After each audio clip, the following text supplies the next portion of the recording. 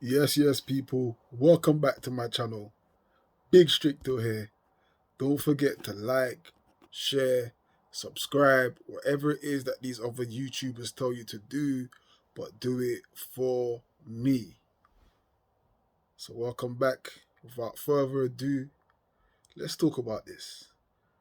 Let's talk about players switching allegiance from one country to another country. Nope, I ain't got no problem with it. But what I do have a problem with is the timing.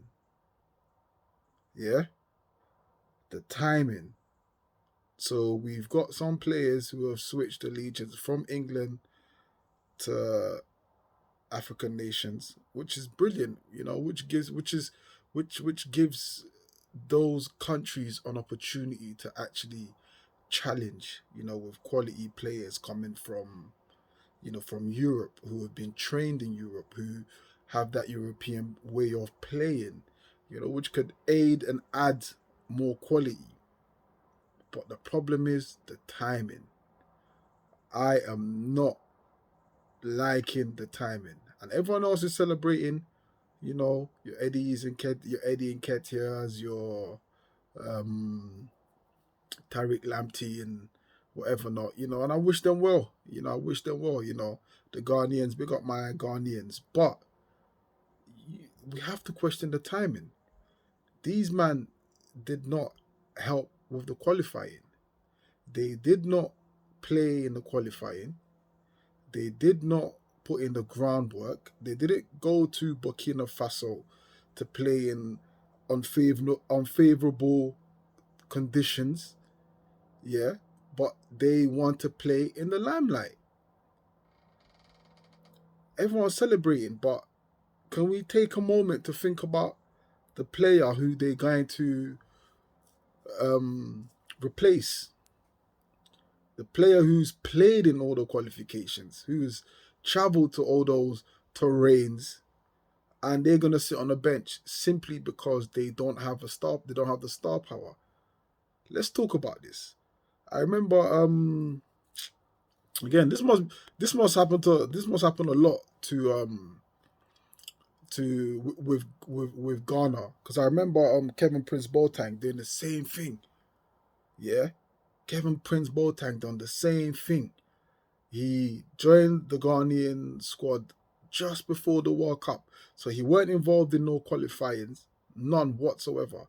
Didn't do the groundwork, didn't play in those unfavorable terrains, and just slotted right in because of his star power.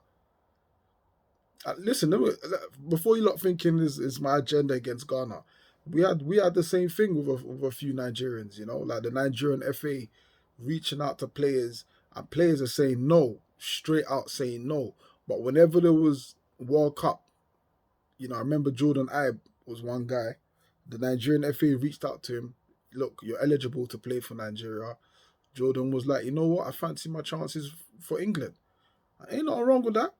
Nothing whatsoever wrong with that. But the moment you don't make it in the England team, yeah, don't think we are a plan B. We're not a plan B. We offered you a plan A, you said no.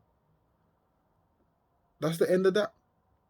But what these players do is they come, excuse me, they come running back when they realize it's World Cup time.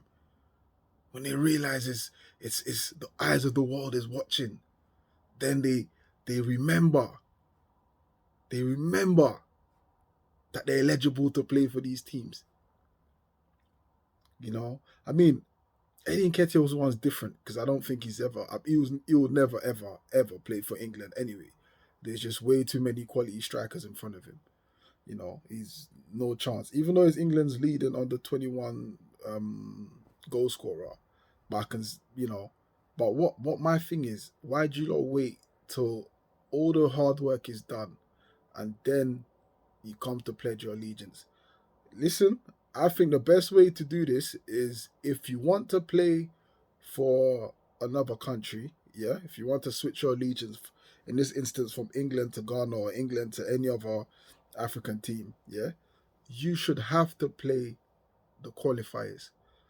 And not qualifiers for flipping World Cup. I'm talking about AFCON. You should have to play African nations.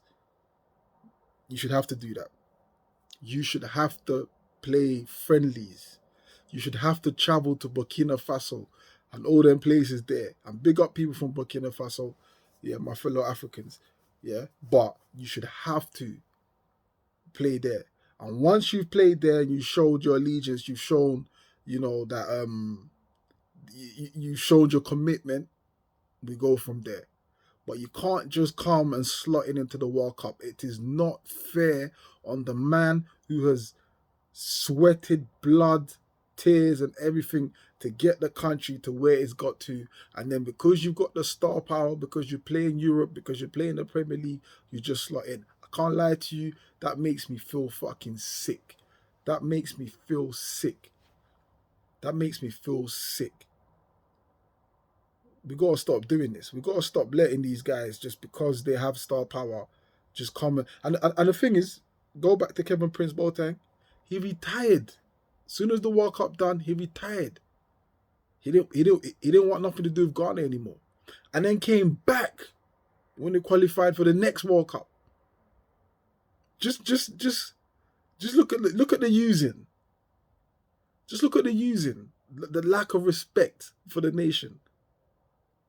The lack of respect. I know everyone's gonna probably jump on me saying, no. I'm always complaining. I'm always negative. So who gives a donkey? I don't care. I'm just saying it. I don't care. But at some point, yeah, how are the players in your country gonna grow when they've got the biggest stage in the world to showcase their talent? And you gotta remember, yeah, there's a lot of these players back home, yeah, a lot of these players, the World Cup is their biggest opportunity to showcase their talents for other European clubs to look at them. But how's that gonna happen when you've got players coming from Europe? How's that gonna happen? But anyway, make sure you like, share, subscribe. I just had to get that in there. Make sure you like, share, subscribe, whatever it is that these YouTubers tell you to do. Oh yeah, make sure you follow me on Instagram, BH_Stricto. That's Bravo Hotel _Stricto. Yeah. Peace.